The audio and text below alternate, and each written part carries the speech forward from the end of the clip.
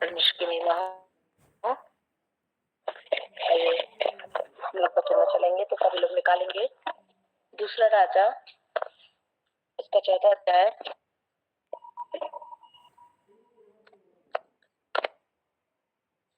दूसरा राजा उसका 4था अध्याय उसकी 9वीं आयत से और 10वीं आयत दोनों हम लोग पढ़ेंगे।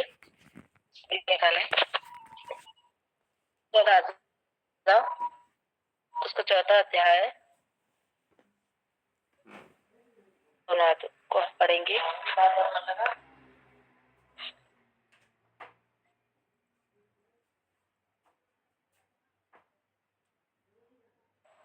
क्या सभी ने निकाला? निकाल लिया सिस्टर।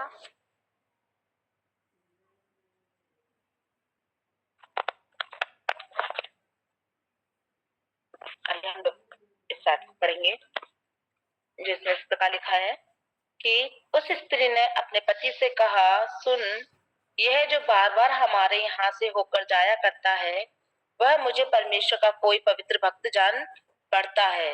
हम भीत पर एक छोटी उपरोटी कोठरी बनाएं और उसमें उसके लिए एक खाट, एक मेज, एक कुर्सी और एक दीवट रखें कि वह जब जब वहां हमारे यहाँ आए तब तब उसी में टिका करे। हालेलुया।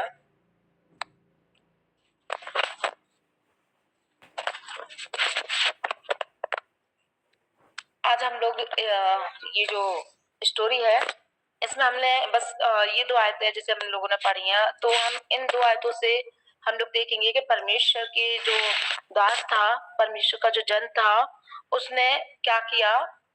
उस स्त्री की इस चिंता के कारण, इस फिक्र के कारण परमेश्वर ने उसके जीवन में कैसा अद्भुत कार्य किया और उसको कैसे परमेश्वर ने आशीष किया।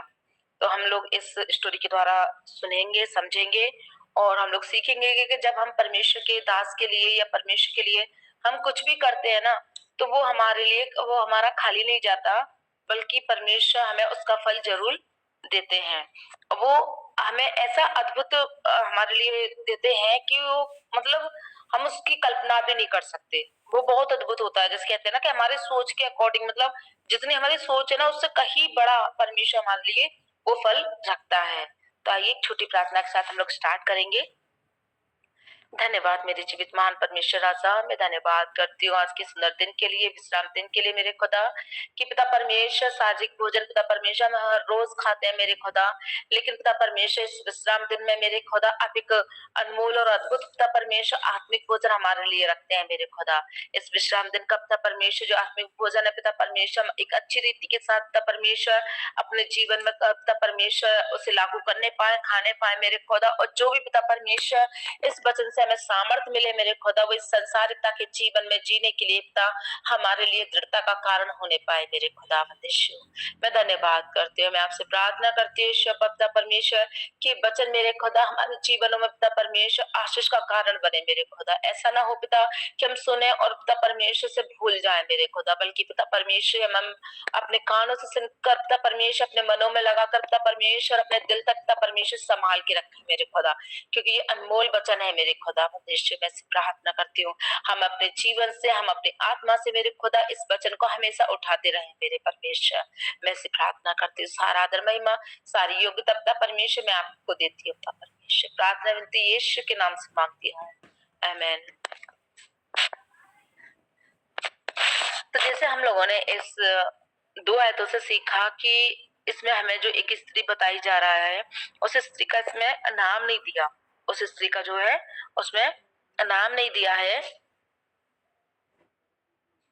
लेकिन उसमें जो परमेश्वर का जो दास है उसके लिए एलिशा, जो उसके लिए क्या है, उस स्त्री के मन में एक चिंता है, एक फिक्र है, उसके लिए उसको लेकर एक बोझ है उसके दिल में।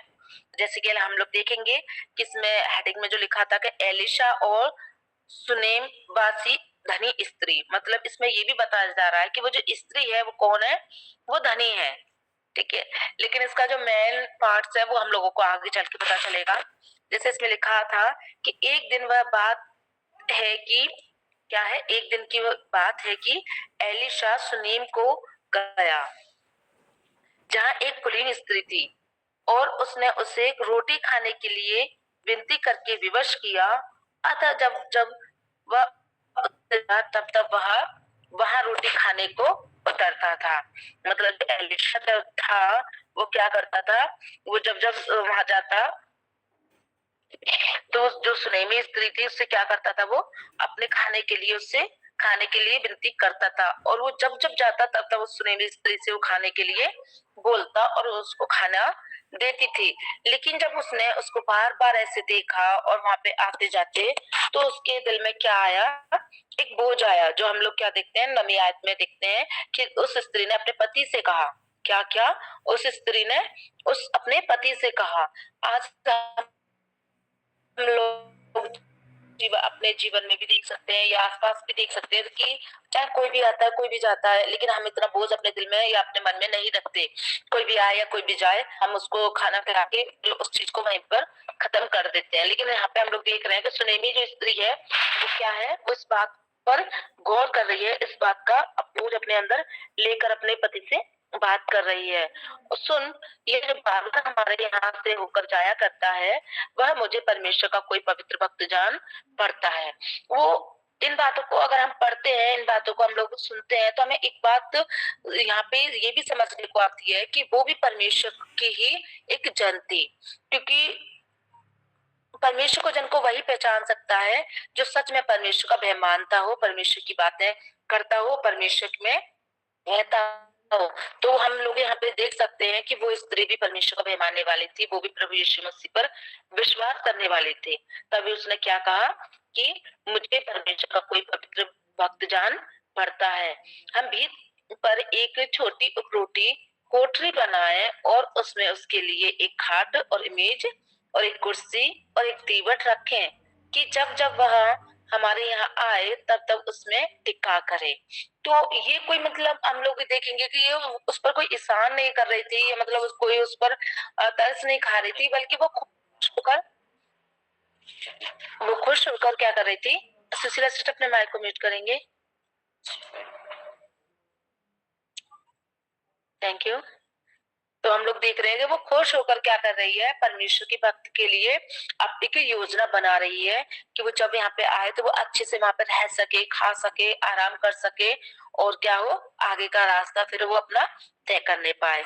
एक दिन की बात है कि वह वहां जाकर उस उप रोटी कोठरी में टिका और उसी में लेट गया, और उसने अपने सेवक गेहजी से कहा, उस सुनेमी को बुला ले। उसके बुलाने से वह उसके सामने खड़ी हुई। क्या क्या कि उसने अपने दास से कहा, जो उसका सेवक था गेहजी, उसको बुलाकर क्या कहा कि उस सुनेमी स्त्री को बुला ले, और उसने उसे बुलाने से बुलाया, और वो आखिर क्या हो गया, उसके सामने खड़ी हो गई। तब उसने गेहजी से कहा, उससे कह कि तू मेरे लिए ऐसी बड़ी चिंता की है, तो मेरे लिए क्या किया जाए, सॉरी, कि मैं तेरे लिए क्या किया जाए। मतलब वो गेहजी से बोलता है कि ये जो हमारे लिए इतना फिक्र कर रही है, इतना चिंता कर रही है, इसने इतना सब कुछ करा है, तो हम इससे भी पूछो कि हम इसके लिए क्या कर सकें। क्योंकि इस बात से भी हमें ये सीखने को मिलता है यहाँ पे, इस बात से भी कि हर इंसान जो होता है वो किसी को भी सेहत में दे नहीं देता। जैसे हमारे परमेश्वर ने हमें सेहत में दिया, लेकिन और लोग उस बात कोई भी एक दूसरे को सेहत में नहीं देता। इसीलिए क्या किया है कि उसने एलिशा ने यहाँ पे बुलाकर क्या कहा है, गेजी से बोला है कि हम इसके लिए क्या कर रहे हैं, इस सुनेमी स्त्री से पूछ के हम इसके लिए क्या कर रहे हैं। तब उसने गेजी से कहा, इससे क्या है कि तू हमारे लिए कि तूने मेरे हमारे लिए ऐसी बड़ी चिंता की है, तो तेरे लिए क्या किया जाए, क्या तेरी चर्चा राजा और प्रधान और सेनापति से की जाए। क्योंकि सबसे बड़ी बात यही है कि हम लोग यही चाहते हैं कि हमारा हमने जो हम कोई भी काम करते हैं तो हम लोग उसमें उसके बदले में कुछ ना कुछ अपना फल चाहते हैं। तो वहां पे जो एलिशा है वो पूछ रहा है सुनेमी स्त्री से कि मैं तेरे नाम की या तेरी बात, तूने जो हमारी हेल्प की है, तूने जो हमारी मदद की है, तो तेरी चर्चा मैं राजा से करूं या प्रधान से करूं।